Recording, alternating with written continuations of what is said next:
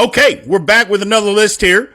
Today we're doing the top 5 best NFL defenses of all time. All right, coming in at number 5, the 1991 Philadelphia Eagles defense. Look, if Randall Cunningham doesn't tear his ACL out in the first half of the first game, I think this dominant defense leads them to the Super Bowl. Clyde Simmons, Jerome Brown, Reggie White, Seth Joyner, Eric Allen.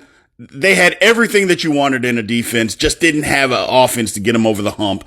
Number 5, 1991 Philadelphia Eagles. Number 4 on the list is the 1986 New York Giants.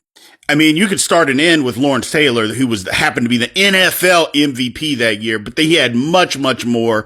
But they get overshadowed a little bit because of what Phil Simms did in the Super Bowl. But go back and look at that season. That defense was just absolutely dominant. Coming in at number 4, 1986 New York Giants. Coming in at number 3 on the list is the 2000 Baltimore Ravens. I mean, the Ravens were dominant during the regular season. I mean, they gave up 2.7 yards per rush. So you couldn't run the ball. You couldn't throw it on them. I mean, they had a stretch of 5 games where they literally their offense couldn't score a touchdown, but yet they won every game. I mean, the Ravens were just a dominant defense. In the playoffs, you literally couldn't move it. 2000 Baltimore Ravens coming in at number 3.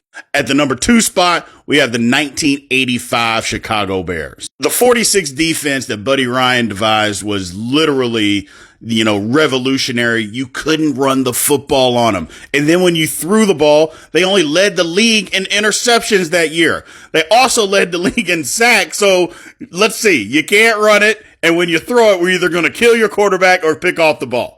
I mean, they were just dominant all over the football field. Coming in at number 2, the 1985 Chicago Bears.